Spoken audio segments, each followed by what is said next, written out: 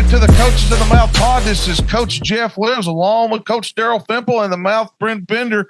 Before we get into it, guys, let's go ahead and thank our sponsors. Our podcast is powered by Lindsay and Associate, also All-American Steakhouse in Springdale, and the Pigs brand.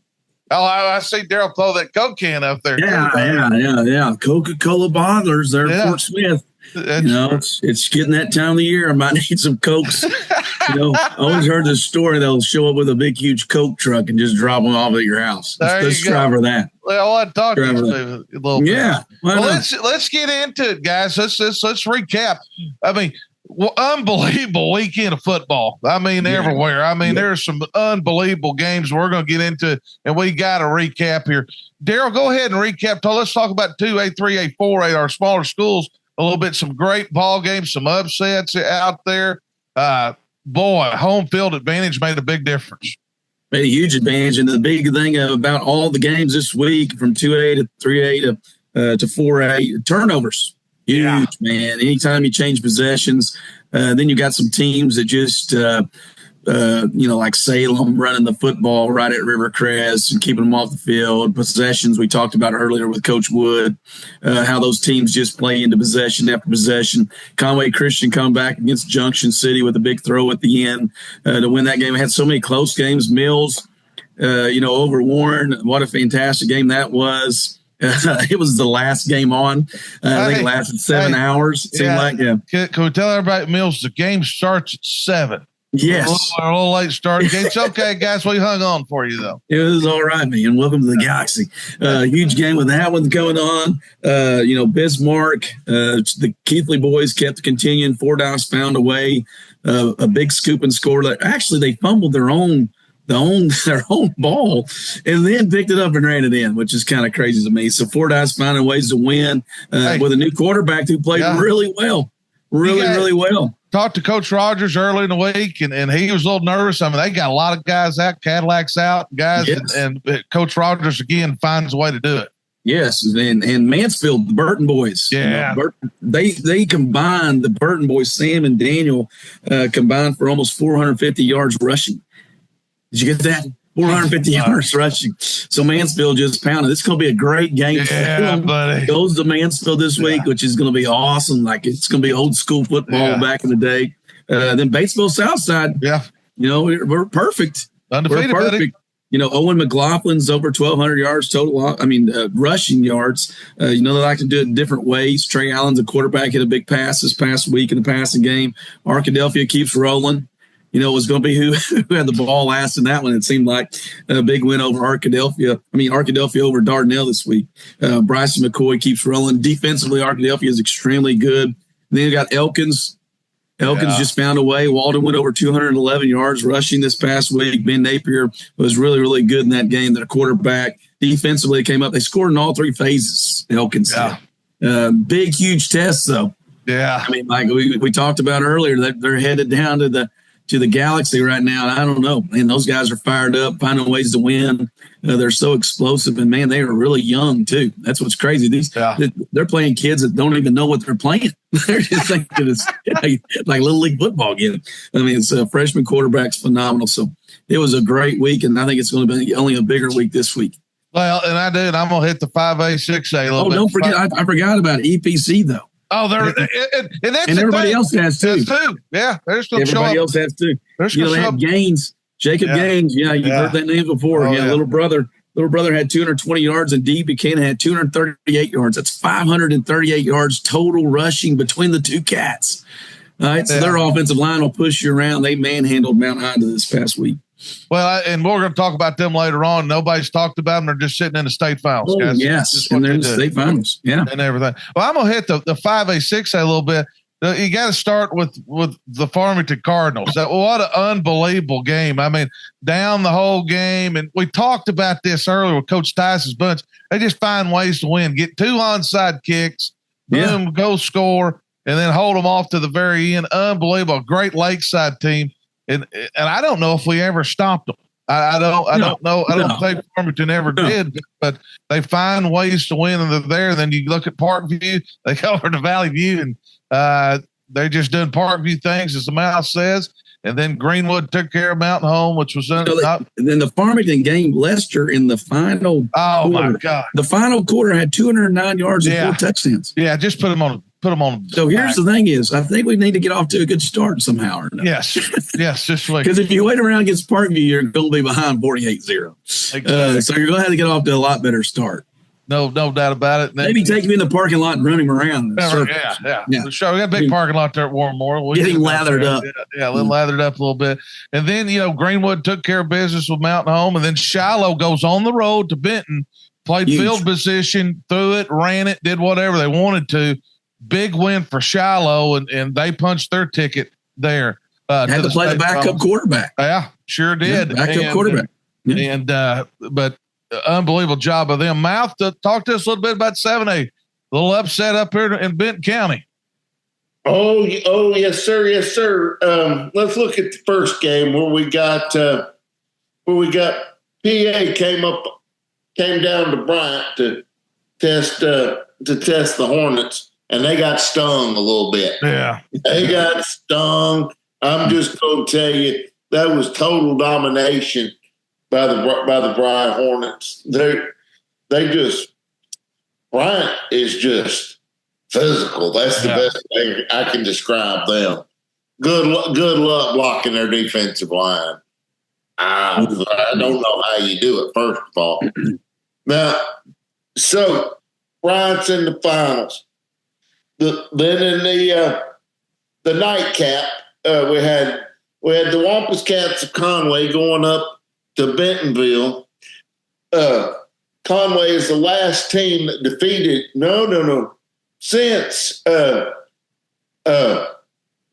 on a 9-game winning streak coming into the state championship against Bryant on Saturday night. Or is it Saturday night when that game? So, yeah. In that game, Conway had every opportunity to win it. They did.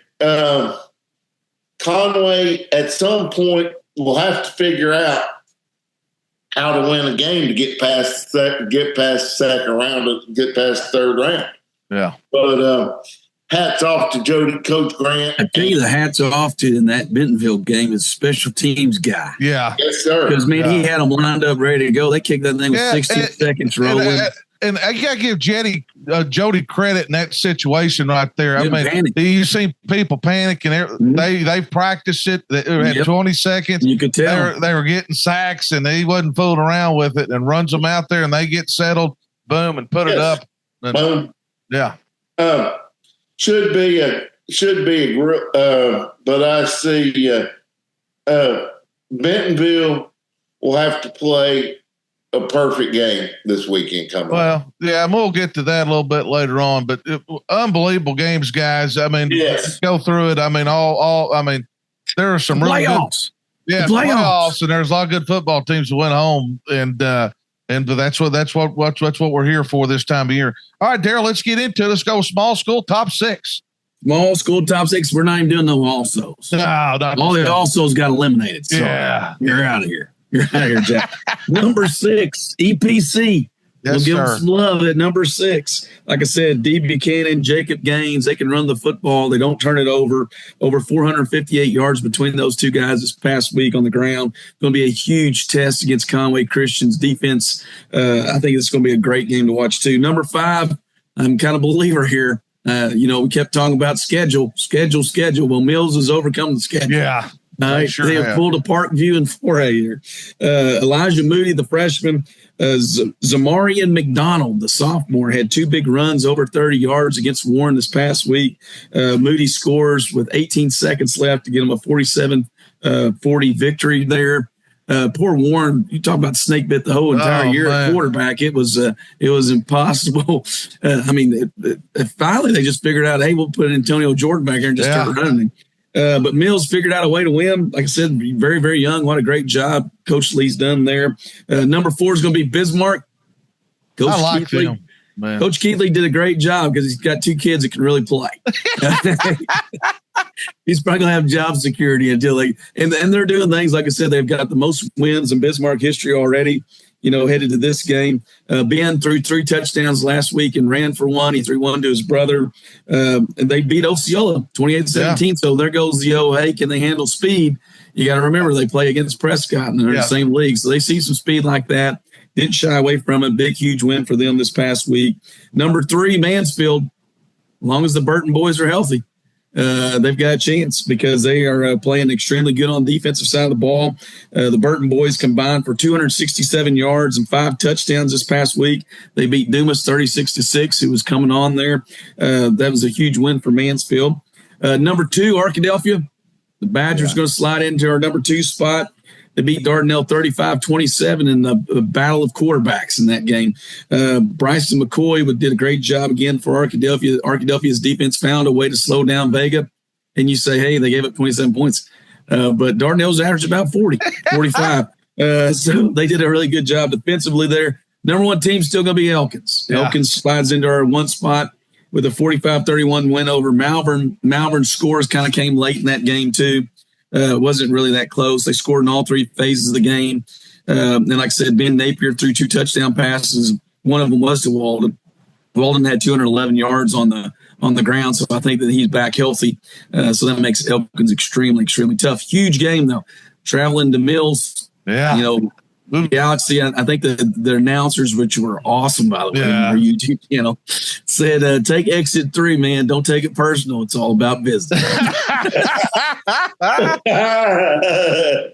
I like those guys. I got to slide those guys. Yeah.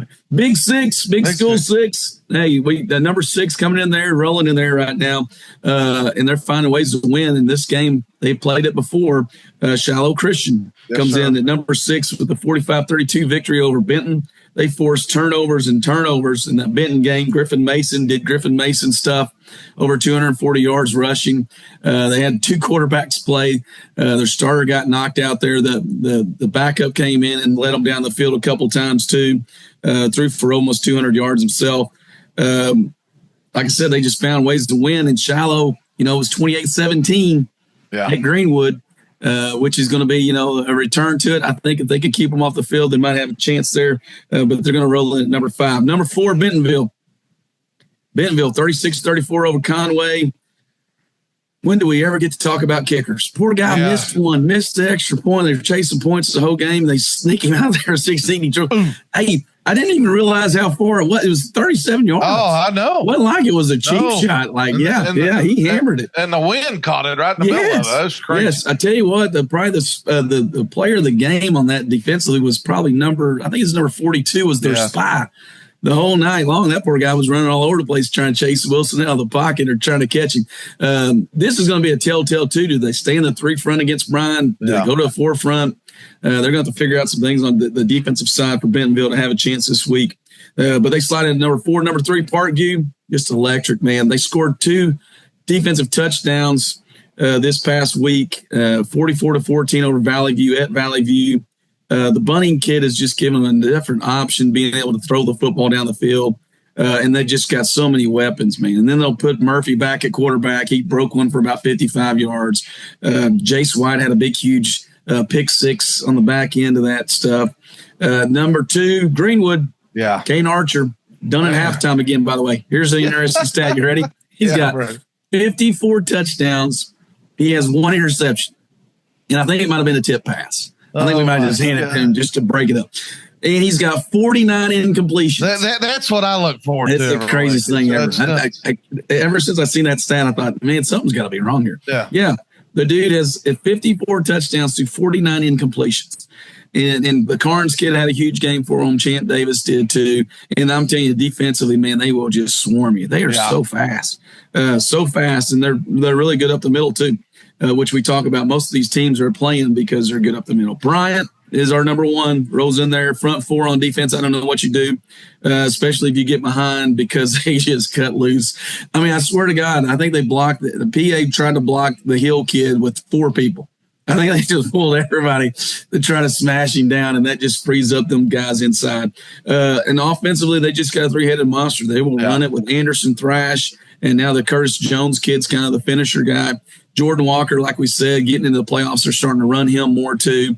That just opens up stuff. A lot of one-on-one matchups on the outside. They got to, you fill the box, and they still got weapons on the outside, and they get it to it. And Coach Sanders has done an amazing job. He's got these guys motivated. I mean, this is their 7th trip. 7 out of the last 8 years, this is their trip. And, they know how to make it. And I'm telling you, what's crazy is a lot of their team's still juniors too. Yeah. So it's a scary thought. But, yeah, Bryant's going to be our big school number 1. Well, I think your list is there. Everybody deserves it, and everybody's earned their way, no doubt. Well, let's go ahead and do this. Let's go ahead and bring on our Lindsay and Associated guest, Hall of Famer, former state champion of Fordyce Redbugs, former head coach, Jim Cox. Welcome to the show. Welcome to the show, Coach. Thanks, Jeff. I appreciate it. I appreciate all you guys do. I mean, you really keep the whole state, and matter of fact, probably part of the nation updated with Arkansas football, and I love it. Appreciate you guys. Well, we have a lot of fun doing it, Coach. We're going to get in this. I want to go ahead and ask you this question, because you pulled off probably in 1991 one of the greatest upsets. I'd say one of the top 3 upset in state championship history. Your Redbugs defeating Dalloway. I think they had a 49-something game winning streak. 52. Yeah, you'd remember. And that part. Going into the finals, being a big underdog, we got that situation, and we're going to talk about it later on. What was your mindset going into that? I mean, did you just believe you were going to win? You had a great football team, or you kind of knew the circumstances going into it because nobody gave you a chance? Well, I like that one statement. I believed, along with all our players, that we were going to win. And I'll tell you what was interesting during that week. Of course, you go through your scout reports and all this other stuff, and we're out there practicing, and we're going over something, and some of our kids, their eyes would light up, and they would ask questions. So we knew we had their attention. And so, but as far as being an underdog, we knew we had to play mistake-free, and it was a great game. But our kids really believed that they could go in and win that football game. And you're looking, I believe Dalloway was rated number 1 the previous year. Yeah. And then they bumped down, and here we're playing them in the finals, and they are phenomenal. I'm talking about phenomenal. And we were we didn't make a lot of yardage. They had a great defense, but there were turnovers. Yeah. We capitalized on those turnovers, and that made the difference. We also made an adjustment.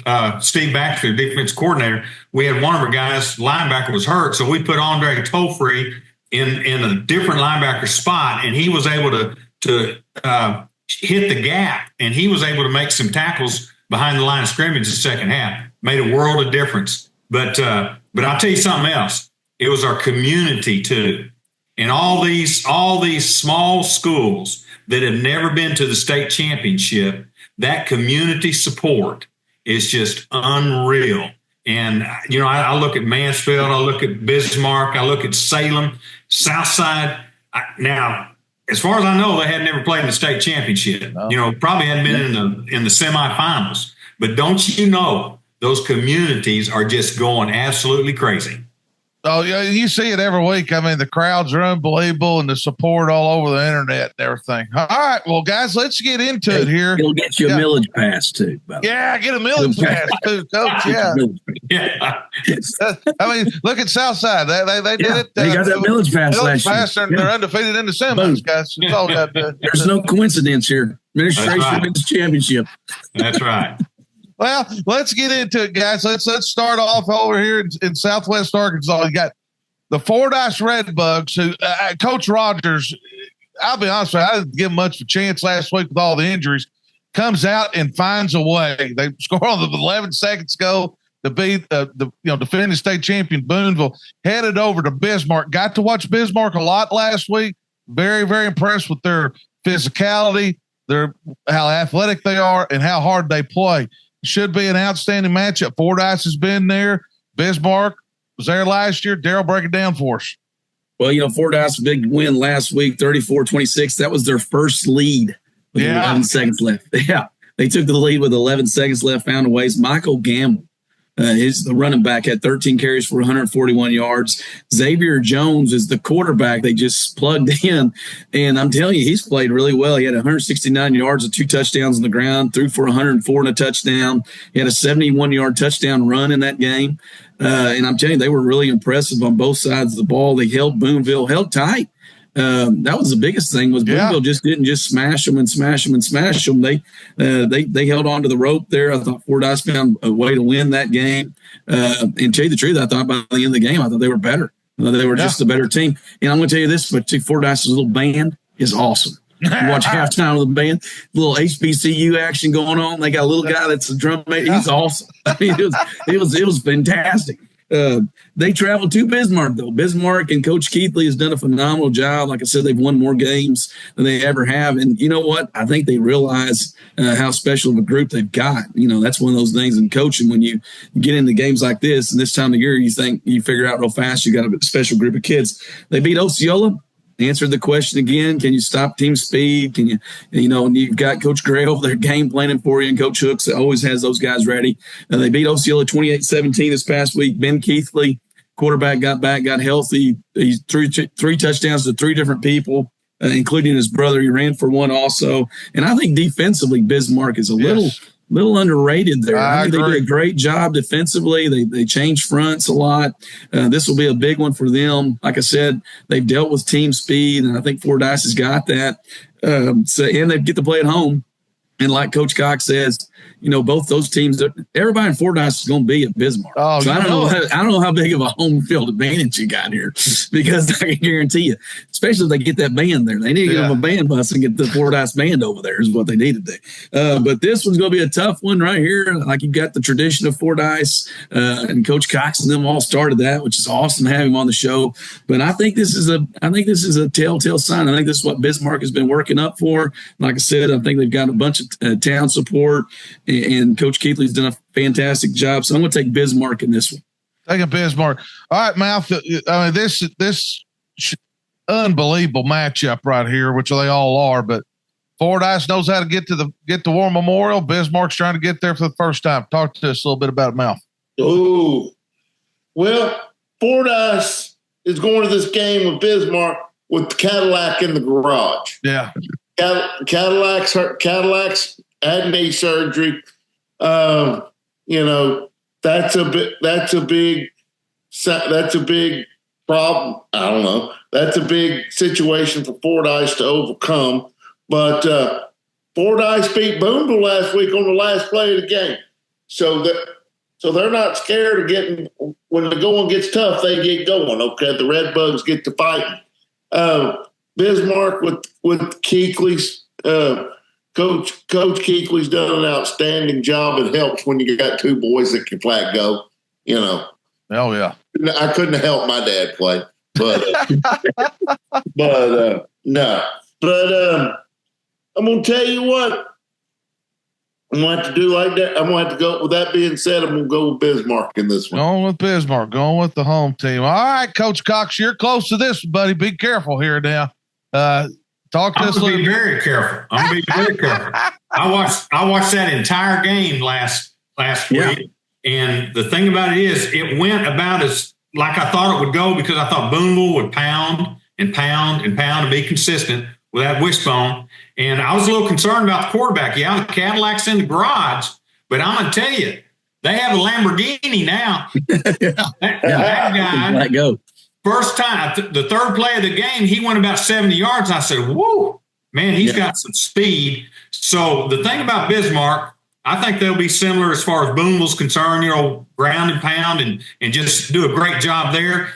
If they can contain the speed, the outside speed, and Darryl mentioned that fumble. That was unreal. They pick up a fumble and go about 60 yards. It's just crazy the speed that they have. I think if Bismarck can control the outside speed, they've got a chance. But you know me, I'm a Red Bug through and through. Yeah, baby. And I'm picking the Red Bugs to be victorious and be in the state championship again.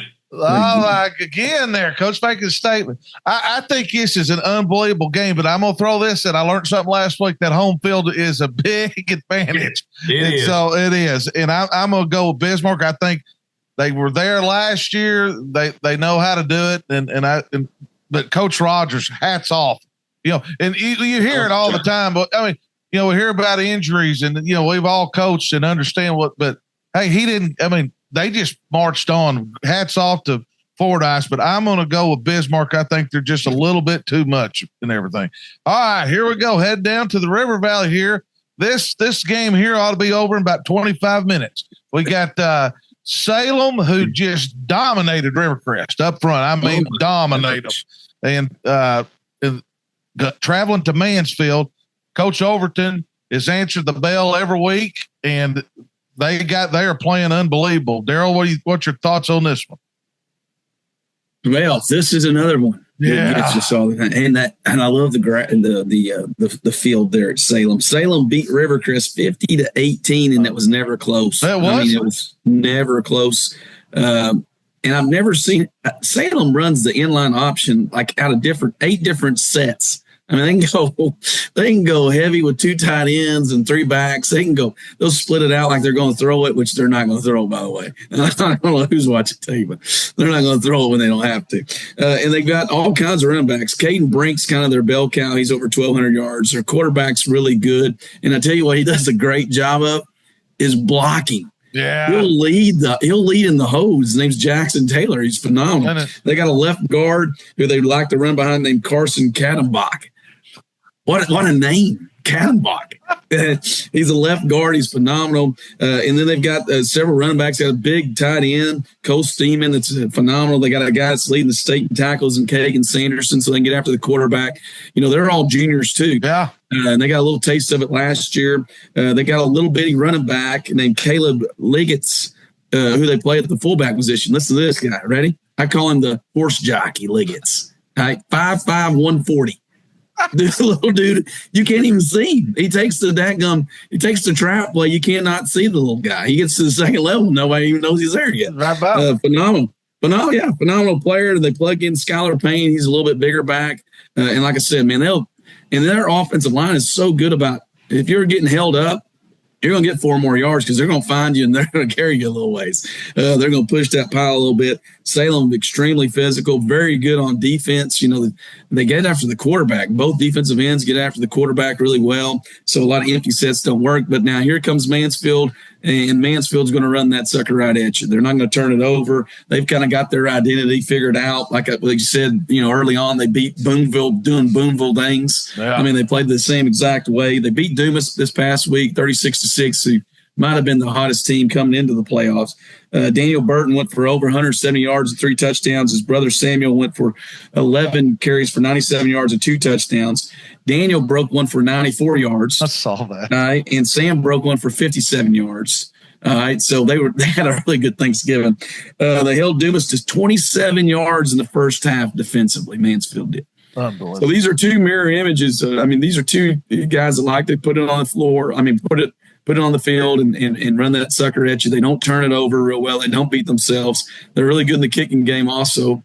Salem doesn't make very many mistakes because, like I said, they might throw 5 passes.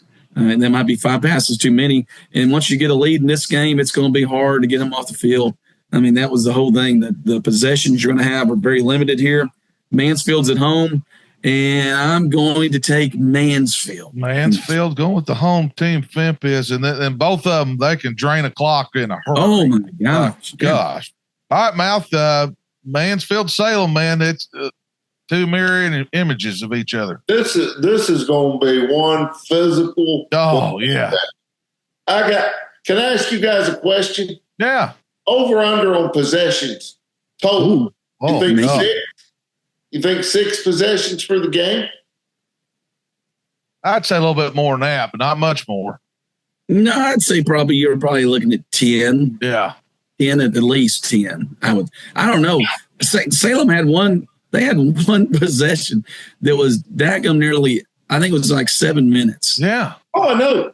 I mean, just 7 minutes of 3 yards, 5 yards, 2 yards. And Did simple math. And that's going to happen both ways. Yeah. Yes. That's going to happen both ways. So the clock will run. I'm just going to tell you that. This is going to be one heck of a game. Salem going to Mansfield. Ooh, golly, that's a tough one to pick. I'm gonna go with the home team. I'm gonna go with Mansfield, but the Mansfield, you don't need to rest on your laurels with Salem coming in. No, sir. All right, Coach Cox, you live right there close by Mansfield. You've watched that program all year long. Salem is taking care of business, got healthy at the right time, and they are steamrolling people. Well, that's the thing. I don't know much about Salem, but I do know about Mansfield, and I know about their conference. They play a Charleston team, they play a Boonville team, and they beat both those teams. So that says a lot about them. I'll tell you another thing. They've got 2 Burton boys. And when I moved back to Greenwood in 1996, we had 2 Burton boys on the football team, and we went to the state championship. So I've got to say that Mansfield, with the 2 Burton boys in that community, are going to go to the state championship. Well, coach is going with Mansfield. I can't disagree with it. I'm going with the home team on this one again. I think that travel after a while it could wear you down a little bit. You know, the back-to-back, and Salem has been at home, but it's a long drive. I'm going with Coach Overton. I think they're going to punch their ticket. But Coach Watson and Salem, don't count those guys out at all. All right, heading to 4A here, heading to Southwest Arkansas. Hey, you know that's Salem's. This is their furthest. This is the first time they've ever been in the semifinal. I can see. I believe that. Yeah, this is the furthest they've ever been. And they're healthy, and which is a big deal. And they're healthy. And I'm picking Mansfield still. Yeah, that's what we're sticking with it. That's why it works. All right, here we go. Southside, who's undefeated. Coach Simpson and them up in Northeast Arkansas took care of business in that conference, which looks a little bit stronger than what we thought it was. It's just rolled all the way through. Got good seed in the playoffs, taking care of business, but headed over to Arkadelphia against a great Arkadelphia Badger team. Well, and Arkadelphia's been there. That's the biggest thing too. Is they beat Batesville beat a really good Monticello team. 24-7, controlled the clock, didn't turn it over. Defensively can get after the quarterback too. Owen McLaughlin's their bell cow, junior running back. He's over 1,200 yards. He's averaging a little bit over 100 yards a game. They've got a sophomore that's kind of chipped in though. He had 200 yards rushing against Hamburg, the Silas kid. It gives him he's got a little bit more speed than McLaughlin has. McLaughlin will just pound you inside. Quarterback play's been good. Trey Allen hit Cameron Force for an 85-yard touchdown, so they got some speed on the outside. Actually, they faked a field goal, by the way. We got to like it. They hit a 26-yard fake field goal for a touchdown. Force actually threw the ball to London McSpadden, and they scored on a fake field goal against Monticello this past week. So that's a wrinkle that I'm sure Arkadelphia is breaking down right now, the old fake field goal on them. So Batesville Southside, like I said, you can tell this. We followed them last year. They were making grounds on this trip right here. It's a big trip, big task to go all the way to Arkadelphia with all their tradition of winning. And once again, Arkadelphia's defense just found a way out. You get on the other side of the score against Dardanelle. They won 35-27 this past week. Bryson McCoy is phenomenal. He makes everybody around him better at the quarterback position. And defensively, man, they come up with some great game plans defensively. Kind of kept that guy. I think they spied him with about 7 people, it seemed like, because they were all getting tired of the Vegas show. So Arkadelphia's at home, been there, done that. Batesville Southside's kind of the new kid on the block. Can they come in there and make a statement? Because I think everybody's going to pick Arkadelphia in this game. That's why I'm going to go with Batesville Southside. Oh, going with Southside, pulling the upset. Look at that. Don't let me down. We passed the millage last year. For pushing I don't know if we built the indoor or not, but maybe the indoor is needed. Yeah. All right, Mouth. Batesville Southside has been sitting there undefeated. They can run the football, big and physical, but you like Arkadelphia's defensive line. What's your thoughts on this one?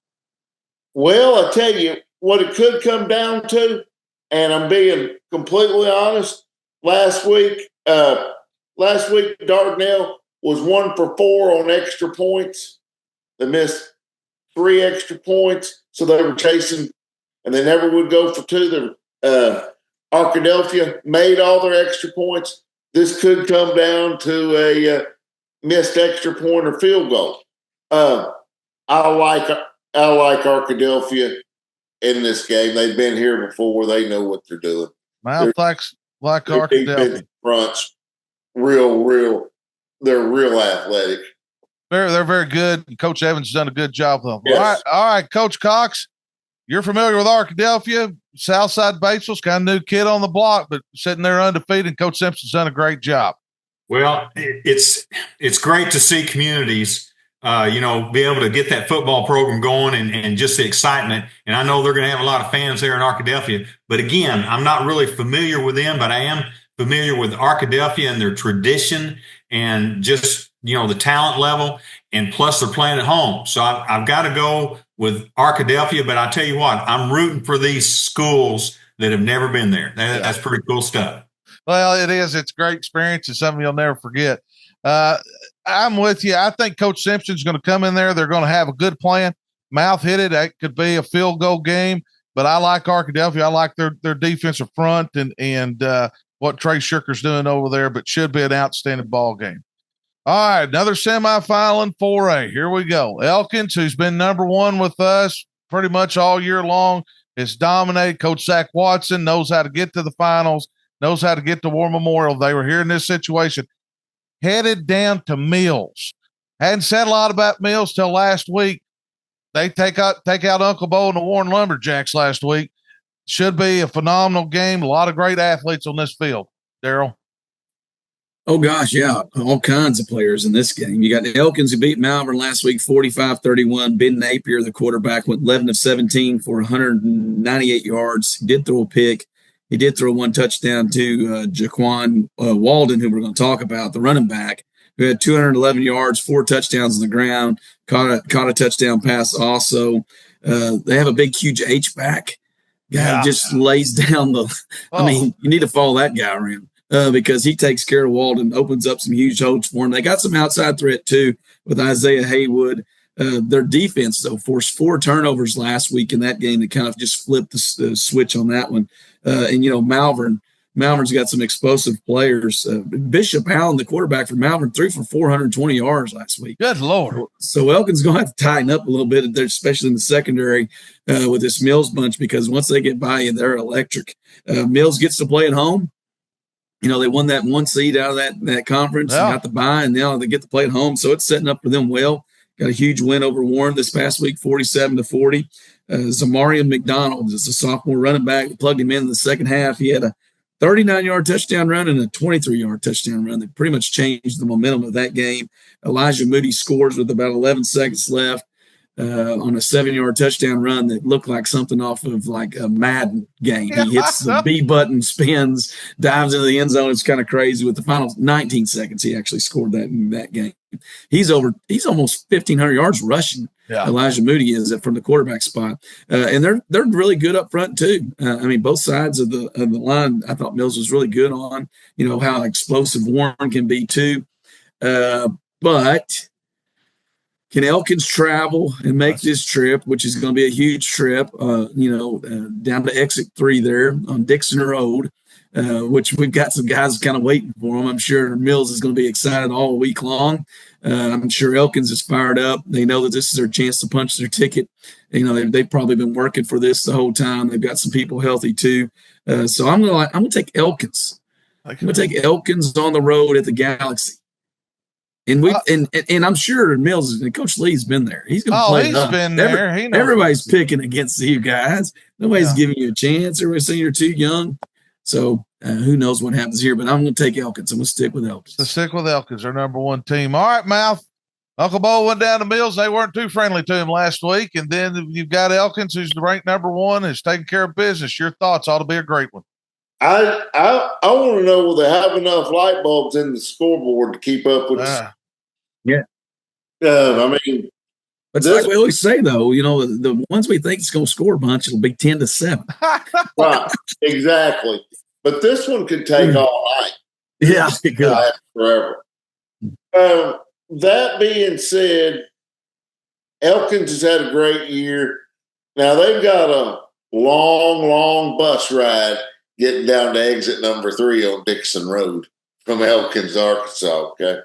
And I just watched Mills Friday night against Warren, and what they can do offensively is just electric with the Moody kid at quarterback and the running back. I mean, they're just fantastic. You can stop them to 2nd and 8, feel like you're doing good 3rd and 9, and on 3rd down they'll bust it for 56, going the other way, going for a touchdown. That being said, I'm going to go with the Mills Comets. Oh, Mount's going with the Mills Comets right there. That's the question. Coach Cox, that's the big question. Yeah. Going out there a little bit. I like it. Well, hey, I tell you what, I'm a Cortez Lee fan. Yeah. We played against him, and just a class act, and I'm excited for what he's done at Little Rock Mills and his staff. I mean, it's great to see Little Rock Mills be competitive again, because they've had some down times, and I'm excited about that. But I've also been watching you, like I said, all the whole season, and you continue to rank Elkins at the top. Well, I'm trusting you guys, that you know what you're doing. That's a kiss of death right there. Got the showdown. I'm going to go with Elkins, but I tell you, I'm still kind of rooting for Cortez Lee. I got you. Well, you can lose friends over this show, Coach. It happens. We've done it. Lost a few this year on the way. This is the biggest question. I think we're all sitting there wondering: can Elkins go on the road and take care of business at Mills? Which is, we saw it last week with Warren. It's a tough task. I think they can, and I think Coach Watson can get his bunch together. They're going to have to get close and drive down. It's us against the world a little bit, but I'm going to go with Elkins, and that's the big question. Can they go on the road and do it? I mean, they played Warren, neutral site. We had, as far as in the big playoff time, we hadn't seen them. They didn't have to go on the road last year. But I'm going to go with Elkins. I think Coach Watson can get it done. All right.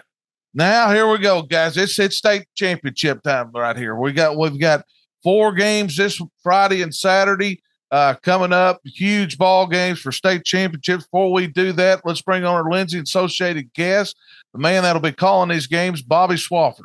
Bobby, welcome to the show. I appreciate it. Just got out of the car and came back from DFW just to talk to you, Jeff. Well, I know you were just making your plans. Your whole Thanksgiving was all revolved around this interview. It's nobody's listening. So, it's a good deal, what we got going on here. So, well, let's get into it real quick. And you're calling some games this weekend, championship games. Let's start that 2A real quick and kind of break that down. Conway Christian is, beat Junction City last week. It's really taken care of business all year long. EPC, was there last year. Everybody quit talking about them. They've kind of slid back in there. What's a breakdown on this one? Talk to us a little bit about Conway Christian, then in EPC, to get our audience familiar with both these squads. I think a lot of people question, how good Conway Christian was most of the year. You just don't really know these teams that are, kind of on the rise. Okay, do they have the it factor? Do they have what it takes to make that push? And I think with the way they handled Bigelow in that last game of the regular season really put everybody on notice that, hey, Conway Christian can play a little bit. They've got a dual threat quarterback who can torch you through the air, but also does a really nice job running the football. But the way they rallied back in that second half against Junction City, they're down a couple scores in that contest against a really, really good program in Junction City. For them to come back and win that game, obviously on their home field, got them believing a little bit. Obviously, Coach Kramer and company have done a really good job of building that up. A new school, really in the big picture of things. It's nice to see some new blood get to Little Rock. And as far as EPC, this is the revenge tour. They got to the championship game last year, had Dennis Gaines, who's now at UCA. Everybody thought, okay, they've got more talent, but Bigelow got it done on the field. And so they've really circled this game as, hey, we got to get back. We got to amend last year's loss. And they've looked the part all season long. They've been ranked in the top 2 or 3 all season, and they've handled business every time they step on the field. And that's what's been amazing. They've played in a tough conference and they rolled right through it. Ought to be a great matchup. Well, let's talk 5A a little bit. You've got, Tommy Tyson, the Miracle going on there with Magic Lester and Mark Watley and that whole deal. The craziest game I've seen in a long time. And they've done it through special teams, offense. They'll play defense when they need to, but then you got the big bad Parkview Patriots and the Bowling Boys over there that, really have played one two close games in 2 years against Bryant. And so talk to us a little bit about this one. I mean, it's a Cinderella story against the dominant, so it ought to be interesting. Yeah, I mean, first on the elephant in the room. I mean, what Tommy Tice has done. You know, he gets hired really late in there, obviously to take over Farmington team that was good last year. You know, couldn't get over the hump in the playoffs. Everybody said, "Oh, they're going to lose to Camden Fairview by 2 touchdowns." Everybody said that, "Oh, they're going to lose to Lakeside by 2 touchdowns." Granted, they were down multiple scores to both of those teams. That's a team and a program that just has 9 lives. I mean, you can't put them out. If there's time on the clock, they're going to go score. You know, and we saw it in a game earlier this year, you know, a 78-75 contest against Morrilton.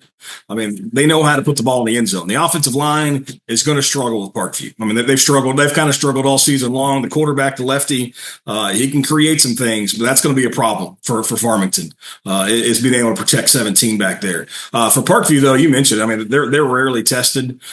They were down in the final minutes against Camden Fairview. I believe that was week 9 and week 10. Ended up winning that game by 2 touchdowns, though. So they faced a little bit of adversity.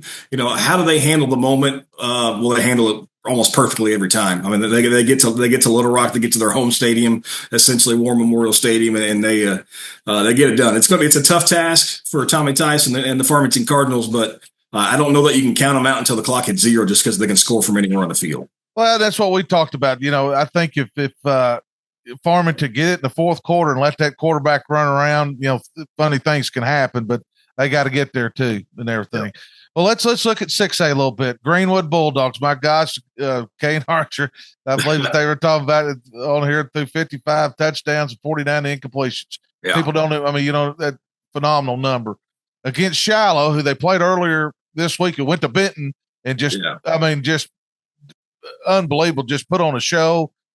Dominant performance. They were ready to go. They played them close earlier in the year. The only team that Greenwood didn't Mercerville. Archer got hurt in the middle of the game. Talk to us about this one. And Tucker knows Greenwood. He was still. I mean, there's some connections there. They've been there before. Yeah, I mean, so first with Shiloh Christian, you know, they're tied at half with Benton, and you think, okay, the home team and the conference champions are going to pull away in the second half, and Shiloh came out after the half and just put it on them. You know, put up 45 points in that contest, and they really put it out of reach, you know, mid-third quarter. You know, what Tucker's done since granted, Jeff Conaway helped build that thing. Yeah. You know, not that it was in the basement to begin with, but, you know, Jeff Conaway did a really, really good job of building that to a state title program every year, and Tucker's come in and just made it even better. You know, they continue to move up in classification. They continue to win games. That's a really, really big win at Benton. Being a really good team. Coach Harris does a great job. You know, I've got nothing but respect for what he's done at that program there. But, you know, Shiloh is a team that can win in so many different ways. If they need to run the football, they're going to do it that way. If they need to throw it or they need to play defense, they always seem to find a way to get it done.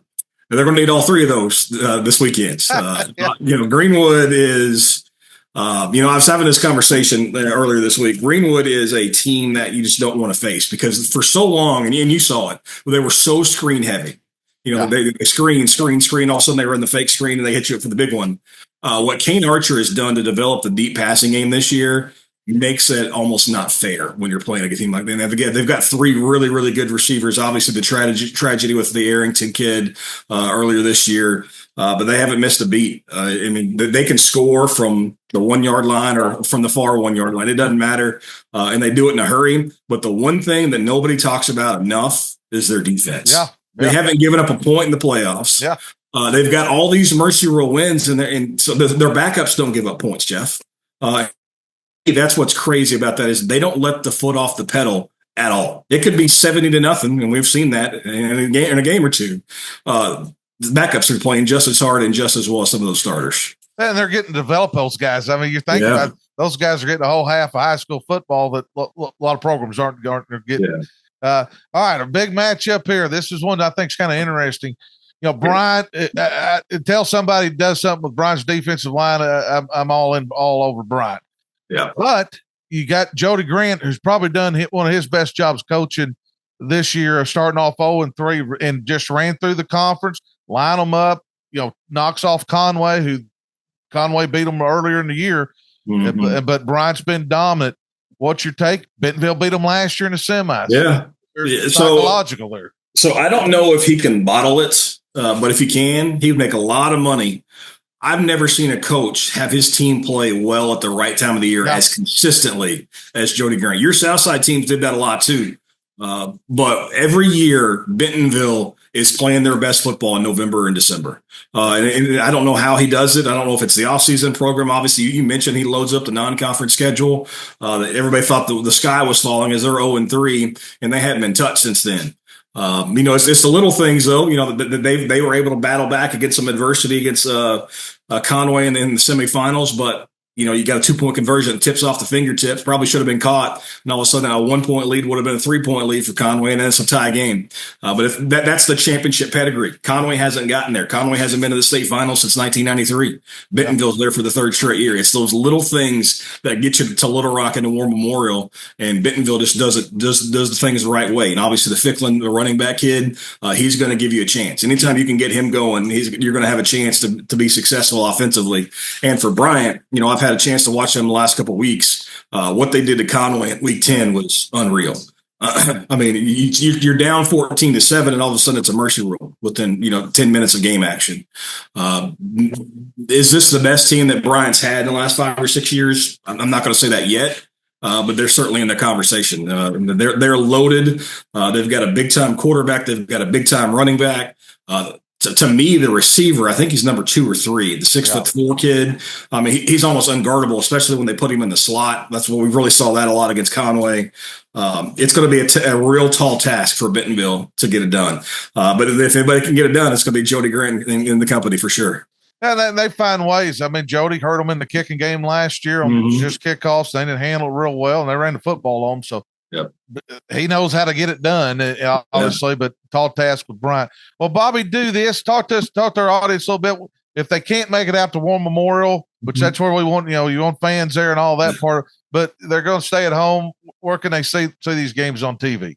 Yeah, so Arkansas PBS has got all 7 state championship games live on television, starting with the 8-man game on Thursday night. 2A is going to be at noon on Friday, then 5A Friday night, then 6A and 7A on Saturday. Arkansas PBS, and also you can stream it if you live in the state of Arkansas PBS's website. If you're outside the state, you can stream it on the NFHS network. So plenty of ways to watch, but of course, we prefer you go buy a ticket and come out and watch it in person. Well, that's what it's all about, man. That's what you're there for, being there live, That's right. And everything. Well, Bobby, hey, appreciate you coming on, giving us this information, especially with EPC, Conway Christian, getting our audience familiar with these two teams. Ought to be a great weekend, first weekend state championship. Ought to be a great one. Yeah, looking forward to it. Thanks for having me. All right, see you, buddy. All right, well, guys, you got it. Let's talk. We're going to start from small school. They got playing at different times. We're going to start with our 2A state championship game. You got Conway Christian, who as everybody's been high on all year, taking care of Bigelow, took care of Junction City last week. And then you got EPC, who everybody kind of talked about. And then it got real quiet through the year, and they've come on. By golly, they're sitting right there in the state finals again, Daryl. Yeah, it's crazy how that happens. Conway Christian coming off a 25-21 victory over Junction City. Jaron Thomas, their quarterback, is a spectacular player for me. He struggled a little bit in the passing game, but he hit 2 big touchdown passes, and that one hit one with 8 seconds left to Deegan Meeks. 8 seconds, they took a 20-yard touchdown pass. Caught it. That was the end of the game in that one. That's how he ended it. Jaron Thomas ended up with 100 yards passing, 114 yards on the ground, so he can run it too. And defensively, Conway Christian's played really well. Defensively, they held up against probably one of the better players in Class 2A last week against Junction City. They held him to only like 3 touchdowns, which was pretty phenomenal if you really want to know. He actually kind of had to earn it a little bit there in their big win. Coach Kramer's done a good job defensively getting that team to where they are. Here's the big task. They're going to play, EPC. They beat Mount Ida, who was a real physical team, beat them 54-33 this past week, ran the football whenever they wanted to. Their quarterback, Eli Bragg, hit a big 68-yard touchdown pass to Quincy Perry, kind of opened that game up a little bit. But D. Buchanan had 238 yards and 3 touchdowns on the ground, and Jacob Gaines had 220 yards and 2 touchdowns on the ground. Gaines broke one for 72 yards in that game. They combined for 458 yards of rushing. Wow. EPC. That means EPC ain't turning it over either. No. They're carrying it with both hands. It looks like they're just taking turns carrying it too. So both those guys in the backfield, like I said, They make the game short too because they're going to keep it on the ground unless you give up the big play to them. So I think EPC is going to win this one, which I wouldn't have said that. Heck, they were off everybody's radar. I think they were in our alsos though. I think they got in our alsos. They were alsos all year long. Yeah, they were alsos all year. We had a little eye on them. We didn't know this was going to happen, but what a magical run they're having so far. I think Conway Christian's there. I just don't know if they're explosive enough to keep up with EPC. So I'm taking EPC in this one. Taking EPC. All right, Mouth, Conway Christian, EPC. EPC's been there before.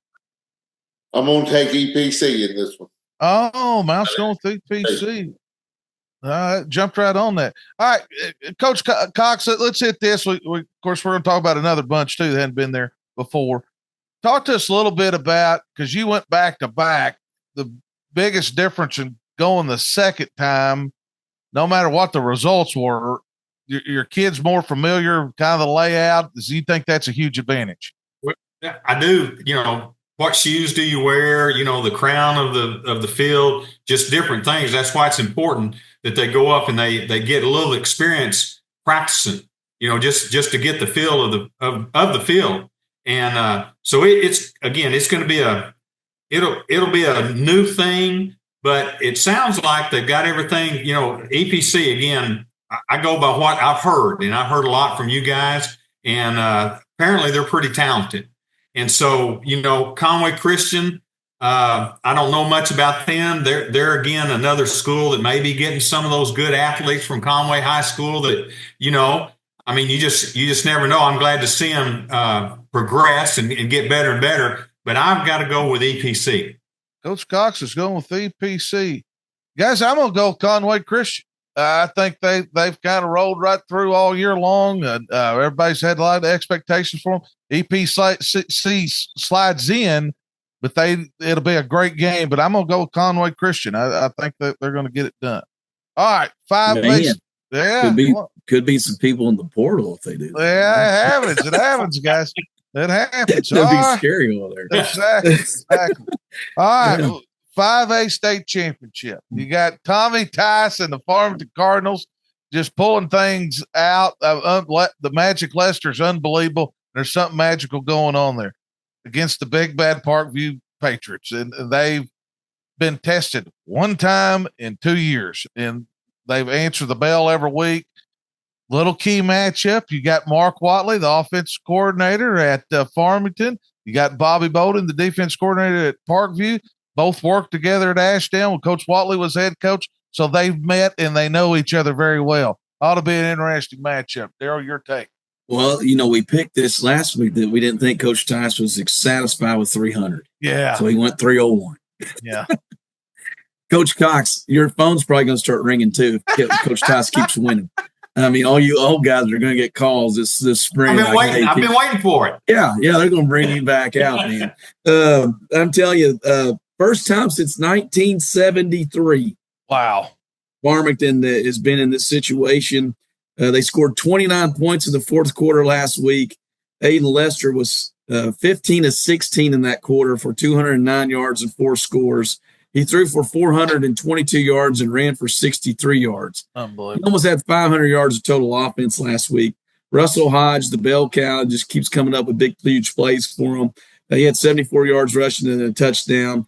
Dawson Keaton had 12 catches for 147 yards and 3 touchdowns. Akia Johnson had 165 yards and a touchdown in that game. And most of all that game,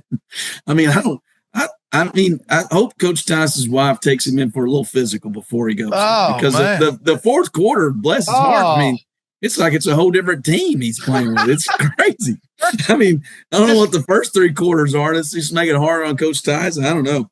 But they keep finding a way. Like I said, I didn't know if they would ever stop the Oman kid from running the ball. I remember the text I got, and you said John Riggins. I go, they can't stop baby John Riggins. It's the craziest thing I ever seen in my life. But they figure out a way to get on the other end of it. And like I said, 59-55. They have scored over 50 now, I think 5 times. Farmington has been over the 50-point. Wow. Amazing. Finding ways to win. But, man, Parkview, you want to talk about just fantastic. Yeah. And I think they're actually gotten better week in, week out. which was kind of the struggle. The game they dropped to Bryant, they had some trouble blocking those guys, which we figured out everybody does. So I don't know where that came from, like we were onto something or not. But man, they go up to Northeast Arkansas. You think, hey, travel game. Coach Bonin's done an amazing job of just getting kids ready to play. I mean, they're not satisfied. You can tell they've got. I don't know how he's got the chip on their shoulder, but they got a little chip on their shoulder. Maybe Bryant did that to him. I don't know.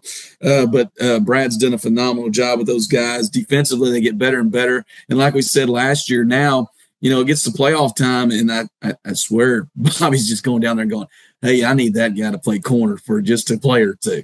And it's working out. The guys are coming up with turnovers on the defensive side. In the first half, they scored twice on defense. Parkview did against Valley View. Material Elston had 2 touchdowns. He caught both passes from Emmanuel Bunning. That's gave him the passing game a little bit. They play him at quarterback. He's the junior. Jermaine Petty had a 50-yard interception return for a touchdown. Quentin Murphy had a 53-yard run at the quarterback spot. And they kind of just move him all over the place now. Jace White had a 60-yard touchdown return, interception. Cameron Settles caught a touchdown, ran for a touchdown. I mean, they're so explosive. And defensively, man, they'll get after the passer too. Like the middle linebacker's phenomenal. Unbelievable. I mean, yes, he's so good. I don't know. The NIL money must be getting bigger and bigger for that guy because that guy can run, and he's really physical when he gets there. I think he's going to hurt himself just hitting people. That's crazy. But anyway, I'm going to take Parkview in this one. What a great season Farmington's had. But I think this year stops at 301. Yeah. Parkview's unbelievable, but Coach Tyson, they just find ways to win. Oh, I know. Don't hang around with them in the fourth quarter. That's what I was about to say. If it gets to be close in the fourth quarter, what do they call those swing bets? The bet line changes. Yeah. If it's close in the fourth quarter, I bet you the Cardinals will light up quickly. But I think they're going to have a hard time keeping it close enough to get there. But like I said, they've got a lot of magic in their season. Well, see if it continues on. Well, Matthew, you've been over to Farmington. You've seen Magic Lester in action, but they got the big boys from Parkview rolling in. Ought to be a crazy, crazy matchup. It ought to be a heck of a matchup. Farmington just does enough every week in the playoffs. You think the first week they're going to lose to BB?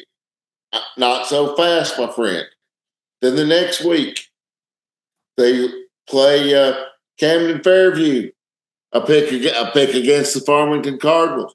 You would think, Mouth, you will learn your lesson. Not yet. Then last week, the Mouth, I believe if I'm correct, the Mouth picked Hot Springs Lakeside. I believe you did, buddy.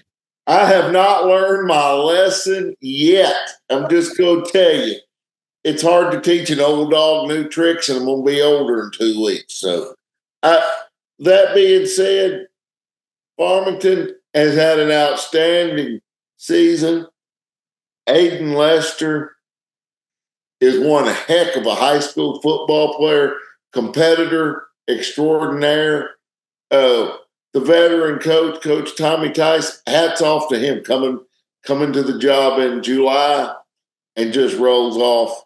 After losing their first 2 games, they go, ooh, how many they won in a row? 11? Yeah. Is that right? Something like that. But that all being said, all good things must come to an end. The Parkview Patriots are going to come in there, and it's just going to be a simple game of athletes. And Parkview's athletes beat Aiden Lester, but he'll go down fight. I agree with that. All right, Coach Cox, here we go. You got Cinderella rolling in, and you got the big bad Parkview Patriots who people just believe are unstoppable, dominated 5A the last 2 years. Your thoughts? Well, I tell you what, the coaches just mean the world to me. Brad was a coach here at Greenwood when I moved back from Fordyce, so I got to know him. He coached my son Jacob in soccer, and I just love the guy to pieces, his family. Don't know Bobby as well, but I know he and Brad are just doing a great job together. Tommy Tice, I mean, you can't say enough good things about that guy. And you talk about being hired in July. I remember one July he was hired at Harrison. Yeah. Well, I was hired at Huntsville. So I followed Tommy at Huntsville and just, love him to pieces. He's a class act. And if you notice last week, he talked about caring for each other. You got to care more for others than you do for yourself. That's Tommy Tice in a nutshell. And then Mark Wiley was down at Rising when I was at Fordyce, and Mark and I got close. And matter of fact, I don't think the communities liked us talking friendly to each other, But they've done a tremendous job, and I'm so happy for them, for the community of Farmington. But the mouth said it right. Those athletes from Parkview, and now they're starting to play a little more defense. They played Bryant the third game of the season and got beat 30-10. I think they were playing with them early on. Yeah. And they have just got some tremendous talent. And, I think Parkview is going to go up there and they'll win the game.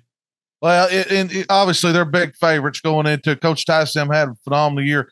If it's close, Lester can make a difference in the fourth quarter. I just don't know how, where it's going to be yet, but I'm going to go with Parkview. They've dominated all year. Coach Tyson, them magical year.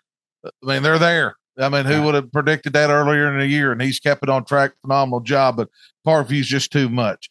All right. And here's the other thing is Parkview gets to play War Memorial. Yeah, that's their home field. That's huge. Home field. But another big hats off to Bo Thompson, the AD. Yeah. How about that guy calling Coach Tyson going, hey, are you busy? Is there any chance? Is there any chance you come out here? That call probably started with, hey, who do you think would be available? Oh, and I'm sure Coach Tyson by the end said, hey, I don't have nothing to do, man. Yeah. I think I can do some of this. I'm ready to go. Yeah. Ready to go out here, man. Lead us in pep rallies. I want to do the whole thing. Exactly. What a great story that's been. That is. It has been. He probably said I look good in red. Yeah, there you go. There you go. Well, let's talk about this one. We got the 6A state championship, a rematch from earlier this year. You got the Greenwood Bulldogs, our number 2 team in the state in the big classification, going against Shiloh. Shiloh played them pretty tough. Coach Young was on here last week, talked about how Shiloh played a bunch of kids both ways early, got tired against them earlier in the year, but then boom, this time of year, it looks like it's not bothering them a bit. And they go to Benton and just, hey, they put on a show, man. They mollywopped them at Benton. Yeah. Greenwood, we'll go start with them first here. 42-0 over Mountain Home. That was at the half. This is their 5th straight final. They've won 25 straight home games, or for 25 straight games, period.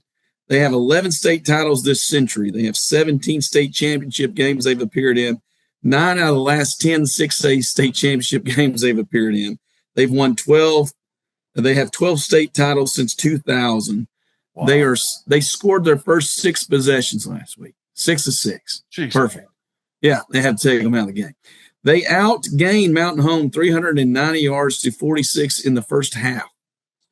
The Bulldogs defense gave up 3 first downs. 3 first downs in the game. And our guy was 17. He had an off night. He threw 3 incompletions. 17 is off. 17 of 20 for 300 yards, 5 touchdowns. He had a 20-yard touchdown run, Kane Archer. He has 54 touchdowns, 1 interception, and 49 incompletions. Grant Carnes had 3 catches for 114 yards and 3 touchdowns, and Champ Davis had 7 catches for 145 and 2 touchdowns. So those guys accounted for 5 touchdowns in that game. And like I said, once again, these are unbelievable numbers, and these guys aren't playing but maybe 3 quarters. I mean, they're literally shut down after 3 or 4 quarters because Coach Young's nice. Is he going to stay nice this week, you think? I don't know. You never know. I don't know.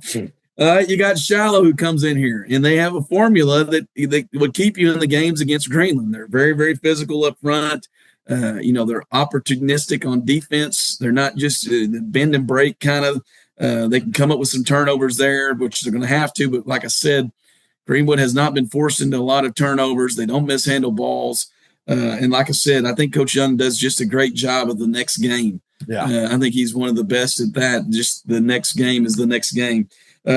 Shiloh beat Bryant 45-32. This is their 6th straight trip to the finals themselves, even over the move in or the move up and the whole 9 yards. The Creighton kid came in and played quarterback. Yeah. Creighton was like 11-14. Actually, he was the starter. And then Jake Bondenstein came in, went 12-14 for 230 and 2 touchdowns. Griffin Mason had 240 yards and 4 touchdowns. He had 2 receiving touchdowns, 1 passing, and he threw 1. Little halfback pass. I saw they that. use that go. Coach Barnard has done a great job at Shiloh. Like I said, they mix it up. Defensively, they're really good. Defense forced 5 turnovers, had 2 punts on 3 and outs. So they had 7 extra possessions that they gained in the Benton game, which we talked about how explosive Benton was on offense. That's why we wanted to see them play Greenwood, because they were both so explosive. So it's going to have something come up with that. Greenwood's going to have to play. Oh my gosh, they're going to have to play really, really bad, I think, in this game for Shiloh to keep up. But also possessions become important here. Can Shiloh steal a couple possessions? Can they hold on the ball and sustain drives? That's something to be seen. Greenwood's been there, done that. And like I said, these guys expect it every year. Their town does. Their administration does. Everybody does. I mean, it's an amazing. You could talk about the Hoover Alabamas of the world and all this other stuff, but Greenwood is probably the place to be in Arkansas high school football. So I'm going to take Greenwood to win this one. Greenwood. And I think they get to play all 4 quarters. Remember, Archer got knocked out in the first game. He did. He was knocked out, and it was a close game. And I think, if I'm not mistaken, this is Shiloh's only team that didn't get mercy ruled by these guys. Oh, yes, by far. They're the only person that held them under 35. Yeah. I mean, they're averaging almost 60 points a game. Yeah, I've seen it. Yeah. I've seen it. Yeah. And they're playing a half, by the way. Exactly. All right, Mouth. Greenwood, Shiloh, baby. This ought to be a 6A West matchup back in the state finals. Wow. I want to say, first off, my hat's off to Shiloh with their performance last Friday night, because Coach Williams, you know how much I love Benton. You know how much I love Benton Panthers. I mean, you could not have told me that Shiloh was going to go up there and whoop Benton like they did, because Benton looks good coming off the bus now. Shiloh wasn't scared when they saw him march out there first time. And golly, Kane Archer is just fantastic. Yeah. I mean, did we say he had 54 touchdowns this year? Yeah, and 54 and 49 incompletions. I mean, 1 interception.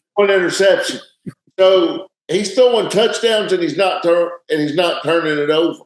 So that is usually, you got to, if you're Shiloh, you're thinking we got to have a few turnovers. Good luck getting them. Shiloh's had a fabulous year. They just keep winning whenever they move up in classifications. That being said, Greenwood Bulldogs. Greenwood Bulldogs. All right, Coach Cox, you're very close to that Greenwood Bulldog. Yeah. You're right there in the middle of it. Matter of fact, if I'm not mistaken, the Shiloh coach has a history of facing Greenwood, because he was at Stillwater when Chris took his team over Stillwater. Stillwater ended up beating him. Yep. I believe Stillwater won state championship that year. Yep. So, he's faced them with multiple talented teams, but he's also got a talented team at Shiloh. And that 4th game of the season was 28-17. Yeah. And I realized some kids got hurt, but the physicality was unreal that Shiloh could match up. And, we talk about all of Greenwood's specialty people, the quarterback, the receivers, but Greenwood's offensive and defensive line is second to none. I mean, they're like those physique people, those statues that you build. And they're off season. Jason Gill does a great job with them. I think it's going to be a close game. Now maybe the community thinks, Greenwood, they're going to go mercy roll them this time. Well, Shiloh's a good football team. I'm picking Greenwood. Greenwood's they're on a mission. They're on a mission, just like Fordyce is on a mission. A lot of things happen in the communities this last year and stuff. And I love what Greenwood's doing. It doesn't matter whether it's football, if it's choir, if it's band, whatever. They want you to be the best they can be. And I'm picking Greenwood, but I'm picking that it's going to be a close game. Yeah, all right, you're taking Greenwood in a close one. I'm with you. I think this is closer than what people think it'll be. I think you brought up Coach Bernard, and Tucker does a great job. He's a defensive coach. He's given them problems before, but Kane Archer and them are going to be able to pull it out. But I think I'm with you. I think everybody's kind of gone in. Hey, Greenwood, let's hand them the trophy. I think they're going to have to work a little bit for it. You can tell, Bryant up front wise is just phenomenal in the way they do things on defense. Quad's got them fit and everything. Bentonville, the job Jody Grant has done. I mean, he's asked me up for Coach of the Year easily, starting off 0-3 and find his way back to finals and just doing it the Bentonville way. I mean, they got back to it, finding ways, probably not as near as talented team, but my gosh, they're right back there again 3 years in a row, Daryl. Yeah, and I tell you what, they do a great job of game planning because I mean they played a 3-front mostly against Conway the whole night. Sometimes they'll go 4-front, but they went with a 3-man front, kind of rotated these big, huge nose guards inside, which was kind of huge for them to actually spy the quarterback the entire time. I thought their secondary did a great job, especially in defense, and they hit big plays. I mean, they had big plays. Mason Hawkins, number 80, hit a big, they hit him on a slant. He took it about 70 yards. Trevor Grant's done a great job. He had the 1 turnover, but other than that, I thought he played a really clean game. He got rid of it when he needed to. He didn't take a big sack down there at the end too. I mean, he kept his poise and didn't take a sack and got rid of the ball. Like we said about special teams, Ryan Fernstrom is the kicker. He was the kicker that got him here. So the team of destiny advances because of that. But, their defense plays so well. And like I said, they've got just a great scheme there. They can run the football. They'll run it to keep you off the field, and they're going to have to do that this week. I don't know how you run it against Bryant because nobody does. Nobody's figured it out yet. Because if you can't get it outside and you can't run the football against them, they make you one-dimensional, and then Mr. Hill's going to come meet you a couple times. You're going to get to see that great-looking kid get after the quarterback. Bryant with a big, huge win last week. Like I said, this is their 7th trip to the state finals in the last 8 years. They held PA to 3 trips across the 50. Jeez, did you hear that? Yeah. Brandon Cobb's like 9th in the country. I know. Total offense. They got across the 50-yard line 3 times. Yeah, that's saying something there. 28-0 at the half. Turnovers play a difference in that too, because if they get a turnover, it's big time usually. Eli Hill's the guy, the defensive end that brings it. The McDonald kid's inside, and they have a 3-headed monster at running back. You have Anderson Thrash and this Curtis Jones kid that's kind of give him a little scat back coming out of the backfield there. Jordan Walker, veteran quarterback's been in these games before. And like we said in the playoffs, we kept wondering, hey, are they going to run him? Are they going to run him? Now they're running him. Oh, yeah. You see the difference that makes. Got Caleb Austin on the outside, too. They've got some weapons on offense. And defensively, they're so good. They were really worried about the secondary. Remember, everybody's like, the secondary this year. Yeah. Secondary's played fantastic for Bryant. It also helps that they don't have to cover you very long because they can get after the quarterback so much. This will be a great game. You never want to count out Coach Grant because he'll come up with something. They tried the flea flicker reverse last week. It didn't work out real well, but there's always some kind of trick in there. Like I said, they're not going to beat themselves. They're going to have to hold on the ball and sustain drives in this one. Nobody has been able to do that against Bryant, besides maybe Benton in the first game. Yeah. But Benton got in trouble turning the ball over. I think Bryant wins this one. I think Coach Sanders has done a phenomenal job, and I think they're hungry to get back there and show everybody that it's not about who's coaching them. It's about those kids out there. So I think this is a huge game for Bryant. I think I'm going to take Bryant this one. Yeah, Quad's done a phenomenal job. What an outstanding coach. All right, Mouth, you've been over to Bryant. You've been to Bentonville. You know both programs real well. Back in the finals, Jody Grant finds a way, and then you're sitting there with Bryant, who's been just perfect all year long. And this is another tough one on my heart, Coach Williams, because I like both these programs. Both coaches have done an outstanding job. Coach Sanders with replacing Coach James before last season. They just keep on rolling. And my hat's off to Bentonville and their coaching staff because they go 0-3 at the beginning of the year. They lose to Jinx, Oklahoma, I believe, Conway, and then Lee Summit out of Kansas City. And at that point, those players, Coach Grant and his staff just did a great job of keeping those players together, and they've run off nine in a row since. That being said, nobody's been able to block Bryant all year. Nobody's been able to stop Bryant from Jordan Walker from making plays when he needs to. I believe Bentonville will it'll be a good game, but I thoroughly expect Bryant to win. Taking Bryant. All right, Coach Cox, I want to ask you a question. These two met up last year in the semifinals. Bentonville goes to Bryant.